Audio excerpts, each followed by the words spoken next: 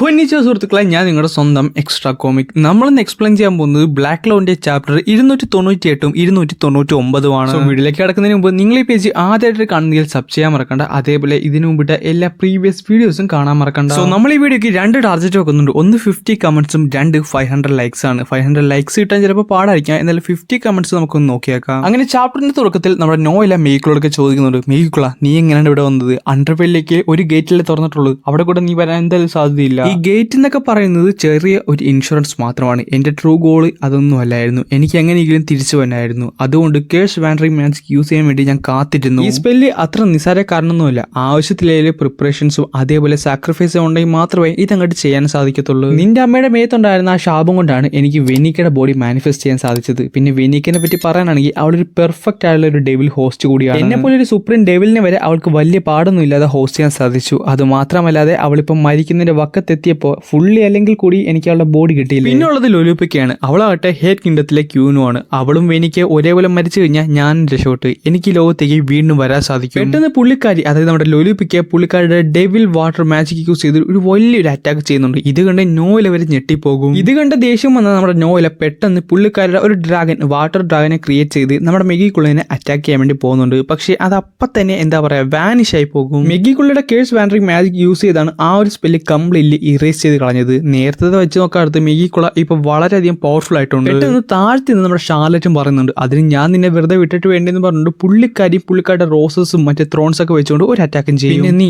നിന്നെ എനിക്ക് നന്നായിട്ട് തന്നെ ഇഷ്ടപ്പെട്ടു, കാരണം നീയാണ് ആദ്യമായിട്ട് എന്റെ കേഴ്സ് ഒപ്പോസ് ചെയ്യുന്നത്. പെട്ടെന്ന് നമ്മുടെ ഷാർലറ്റിനെ അവിടെ ഉണ്ടായിരുന്ന മറ്റൊരു ക്യാപ്റ്റനെ രക്ഷിക്കാൻ വേണ്ടി വരും. ഈ ക്യാപ്റ്റന്റെ പേര് അറിയാമെന്നുണ്ടെങ്കിൽ താഴെ കമന്റ് ചെയ്ത് പറയാൻ മറക്കണ്ട. കറക്റ്റായിട്ട് പറയുന്ന ഒരാളെ ഞാൻ അടുത്ത വീഡിയോ മെൻഷൻ ചെയ്യുന്നതായിരിക്കും. നോയിലയുടെ മാജിക് എന്നെ വളരെയധികം ഇംപ്രസ് ചെയ്തെന്ന് പറഞ്ഞുകൊണ്ട് പുള്ളിക്കാരന്റെ മാജിക് യൂസ് ചെയ്ത് ഒരു വലിയൊരു ക്യാസിൽ ക്രിയേറ്റ് ചെയ്യും. പക്ഷേ കേഴ്സ് വാൻഡറിംഗ് മാജിക് യൂസ് ചെയ്ത് അതെല്ലാം പെട്ടെന്ന് തന്നെ എന്താ പറയാ നശിപ്പിച്ച് കളയുകയും ചെയ്യും. ഷാർലറ്റിനെ അതേപോലെ ആ കൂടെ ഉണ്ടായിരുന്ന ക്യാപ്റ്റനെ നന്നായിട്ട് തന്നെ ആ ഒരു അറ്റാക്ക് ഏറ്റിരുന്നു. അതേസമയം അടുത്ത സൈഡിലായിട്ട് നമ്മുടെ ഗാജയും പിന്നെ നമ്മുടെ ലോലോപ്പിക്കുള്ള ഫൈറ്റിംഗ് നടക്കുവാണ്. ആ ഫൈറ്റിംഗ് ഗാജ പറയുന്നുണ്ട്, ഞാൻ പണ്ടേ തീരുമാനിച്ചൊരു കാര്യമുണ്ട്, ഹേറ്റ് കിങ്ഡത്തിലെ ഏറ്റവും സ്ട്രോങ്സ്റ്റ് ആയിട്ടുള്ള എന്താ പറയുക ഒഫൻസീവ് ആയിട്ടൊരു മേജ് ഞാനായിരിക്കും എന്ന് പറഞ്ഞുകൊണ്ട് പുള്ളിക്കാരൻ നമ്മുടെ ലോലോപ്പിക്കിനെ അറ്റാക്ക് ചെയ്യാൻ വേണ്ടി പോകാൻ നേരത്ത് പെട്ടെന്ന് ആ ലൊലൂപ്പിക്കയുടെ ഹ്യൂമൻ ഫോം പുള്ളിക്കാരൻ ഓർമ്മ വരും. ആ ഒരു സെക്കൻഡിൽ പുള്ളിക്കാരൻ അവിടെ ഹെസിറ്റേറ്റ് ചെയ്യുന്നുണ്ട്. ആ സമയത്ത് തന്നെ ലൊലൂപ്പിക്ക പുള്ളിക്കാരന്റെ വയറ്റത്തൂടെ പുള്ളിക്കാരുടെ കൈ കുത്തി ഇറക്കിയിരുന്നു. ഇത് കണ്ട് അവിടേക്ക് പോകാൻ നമ്മുടെ നോയില് ശ്രമിക്കുന്നുണ്ടെങ്കിലും പെട്ടെന്ന് പുള്ളിക്കാരുടെ സ്പിരിറ്റ് ഡൈവ് അണ്ടർനായി പോകും. അപ്പൊ തന്നെ നമ്മുടെ മെയ്ക്കുകൾ പറയുന്നുണ്ട്, ഇത് നിന്റെ തോൽവിയാണ്, കാരണം ഈ ഏരിയ ഫുള്ള് ഞാൻ തന്നെ ക്രിയേറ്റ് ചെയ്ത ഒരു സ്പെല്ല് കൊണ്ടാണ് നിർമ്മിച്ചിരിക്കുന്നത്. അത് മാത്രമല്ലാതെ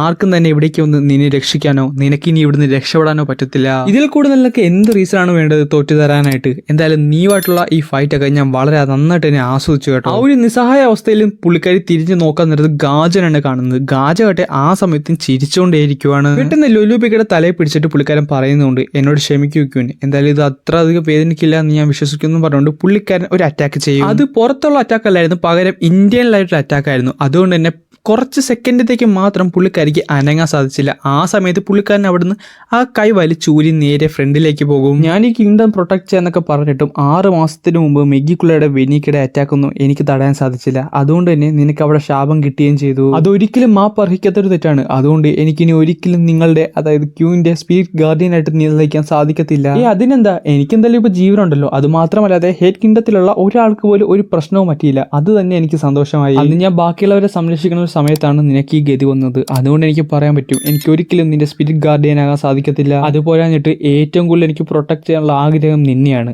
അതുകൊണ്ട് തന്നെ ആരെയും ഞാൻ നിന്നെ കൊല്ലാൻ സമ്മതിക്കത്തില്ല, നീയും ആരെയും കൊല്ലാനും ഞാൻ സമ്മതിക്കത്തില്ല. നീ എനിക്കൊരു വലിയൊരു വൂണ്ട് വന്നിട്ടുണ്ട്, പക്ഷെ അതൊരിക്കലും എന്നെ കൊല്ലത്തില്ല. അതുകൊണ്ട് തന്നെ എന്റെ അവസാന ശ്വാസം വരെ ഞാൻ മാജിക്കായിട്ട് കൺവേർട്ട് ചെയ്യാൻ പോകുവാണ്. എന്നിട്ട് ഇതിനെല്ലാം കാരണക്കാരിയായ ആ ഡെവിലിനെ ഞാൻ തന്നെ കൊല്ലുമെന്നും പറഞ്ഞുകൊണ്ട് നമ്മുടെ മെഗ്യുക്കുള്ളനെ അറ്റാക്ക് ചെയ്യാൻ വേണ്ടി നമ്മുടെ ഗാജ അവിടേക്ക് വന്നിരുന്നു. ഗാജ എന്നിട്ട് പുള്ളിക്കാരന്റെ അൾട്ടിമേറ്റ് മാജിക് യൂസ് ചെയ്ത് ഒരു വലിയൊരു അറ്റാക്ക് ചെയ്യുന്നുണ്ടായിരുന്നു. മെഗിക്കുള്ള ക്രിയേറ്റ് ചെയ്ത ആ ഒരു കേഴ്സിനെ അതൊന്നും ഇറേസ് ചെയ്യാൻ പറ്റിയിരുന്നില്ല. അതുകൊണ്ട് പുള്ളിക്കാരിക്കും ചെറിയ ചെറിയ ഡാമേജ് ഒക്കെ കിട്ടിയിട്ടുണ്ട്. അത് ഭയങ്കര വലിയൊരു അറ്റാക്ക് ആയിരുന്നു, കാരണം ആ ക്യാസിൽ പൊട്ടിച്ച് ആ ഒരു അറ്റാക്കിന്റെ റേഞ്ച് നേരെ പുറത്തേക്ക് വരെ പോയിരുന്നു. നമ്മുടെ നോയിലെ പെട്ടെന്ന് തന്നെ അവിടേക്ക് വരുന്നുണ്ട്. ഇനി വീക്ക് ആണെങ്കിലും ഒരു കുഴപ്പമില്ല, അവന്റെ പുറകെ എനിക്കൊരു അറ്റാക്കുകളും ചെയ്താലേ ഇവിടെ എന്തെങ്കിലുമൊക്കെ ചെയ്യാൻ സാധിക്കുള്ളൂ എന്ന് പറഞ്ഞുകൊണ്ട് പുള്ളിക്കാരി അവിടേക്ക് ഓടിച്ചെല്ലാം നേരത്ത് കാണുന്നത് തന്നെ ഗാജ കംപ്ലീറ്റ്ലി കത്തിക്കരിഞ്ഞ് നിൽക്കുവാണ്. അവന്റെ ഫ്രണ്ടിലാകട്ടെ കുറെ അധികം പുകയുണ്ട്, അതിന്റെ അകത്ത് ഒരു ഷാഡോവും കാണാം. സോ മെഗിക്കുള്ളൊക്കെ എന്തെങ്കിലും പറ്റിയെന്ന് അറിയണമെന്നുണ്ടെങ്കിൽ അടുത്ത ചാപ്റ്ററിന്റെ വീഡിയോ നിങ്ങൾ കാത്തിരിക്കേണ്ടതാണ്. അതെന്തായാലും ഒരു മാറ്റമില്ല, അത് നാളെ തന്നെ വരുന്നുണ്ട്. അത് മിസ്സാക്കാതിരിക്കാൻ വേണ്ടി നമ്മുടെ പേജ് ഒന്ന് ഫോളോ ചെയ്ത് വെക്കാൻ മറക്കണ്ട. അതേപോലെ നമ്മുടെ ടാർഗറ്റ് ഒന്ന് അച്ചീവ് ചെയ്യാൻ വേണ്ടി എല്ലാവരും ശ്രമിക്കണേ.